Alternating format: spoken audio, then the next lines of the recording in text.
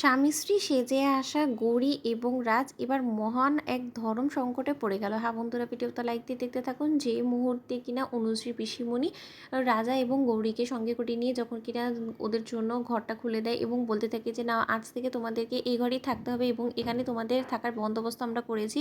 এবং একটা কথা বলে দিচ্ছি, এখানে কিন্তু কোনো মতে তোমরা খাট পাবে না, সেই বিলাসিতা কোনো কিছুই পাবে না, বলেই রাখলাম। তোমাদেরকে মেঝেতেই নিজেদের মতো করে অ্যাডজাস্ট করতে হবে। ঠিক সেই মুহূর্তে যখন কিনা কুসুম বলতে থাকে যে জি, আগে এতেই আমাদের হয়ে যাবে, আমাদের জন্য কাকাবাবু অনেক কিছু করে ফেলেছে, এমনিতেই আমরা কাকাবাবুর ওর কাছে অনেকটা ঋণী। ঠিক সেই মুহূর্তে অনুশ্রী পিসিমণি যখন বলতে থাকে যে এবার বাচ্চা এত মিষ্টি মিষ্টি কথা বলে আমাদেরকে না ভুলে তুমি বরঞ্চ যত শীঘ্রই সম্ভব এই কাপড় দাপড় সব কিছু ছেড়ে তুমি চান টান করে তুমি বরঞ্চ রান্নার কাজে লেগে পড়ো, কারণ এখানে কিন্তু তোমরা ফ্রিতে খাবার পাবে না, এই কথাটুকু অন্তত আমি বলে দিলাম। এবং আরও একটা কথা, তোমার এই ভাবলা দেওরকে বলে দিও ও যাতে গোয়াল ঘর পর্যন্তই সীমিত থাকে, ওদিক থেকে যদি বের হয়ে অন্য কোনো ঘরে ওকে দেখা যায় তাহলে কিন্তু আমার থেকে খারাপ কেউ হবে না। সোজা কিন্তু আমি দাদার কাছে গিয়ে নালিশ করবো এবং তার পরবর্তীতে দাদা কিন্তু ঘাড় ধাক্কা দিয়ে তোমার ওই দেওরকে বের করে দিবে, কারণ তোমার ওই দেওরের মতিগতি আমার মোটেও সুবিধে বললে তো অন্তত মনে হচ্ছে না। ওর অনুশ্রীর সঙ্গে কিসের এত গা মাখামাখি, তো সেটাই বুঝতে পারছি না। যখনই অনুশ্রীকে দেখে তখনই যেখানকারটা সেখানেই দাঁড়িয়ে পড়ে, এরকম এত হ্যাংলা কেন গো বলো তো। ঠিক সেই মুহূর্তে যখন কিনা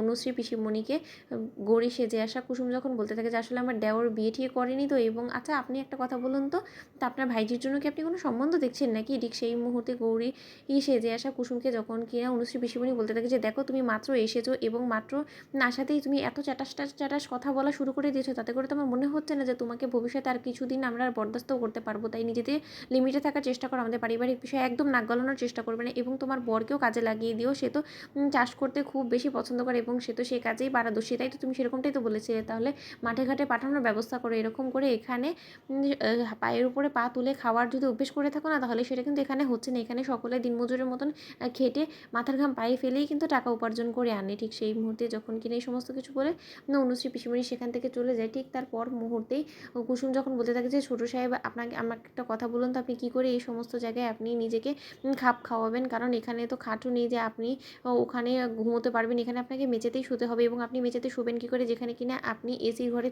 থাকার মতন একজন ব্যক্তি, যে কিনা বিলাসবহুল জীবনযাপন করেছে, তার পক্ষে কি এই সমস্ত জীবনযাপন করাটা আদৌ সহজ হবে। ঠিক সেই মুহূর্তেই আয়ুষ যখন বলতে থাকে যে ধরে নাও এটা না হয় আমার পাপের প্রায়শ্চিত্ত, কারণ আমার ভাইকে তো আমি কম ভুল বুঝিনি, আমার ভাইকে এত আমি কম শাস্তি দিইনি বলো তো। এবার আমার আর বড় দাদা হিসেবে আমার সমস্ত দায়িত্ব যখন আমি নিজের কাছে তুলে নিয়েছি এবং এবার যখন আমি একটা সুযোগ পেয়েছি, তাহলে সেই সুযোগটা তো কোনো মতেই আমি কুসুম হাতছাড়া করবো না, তার জন্য আমাকে যতটাই কষ্ট করতে হোক না কেন।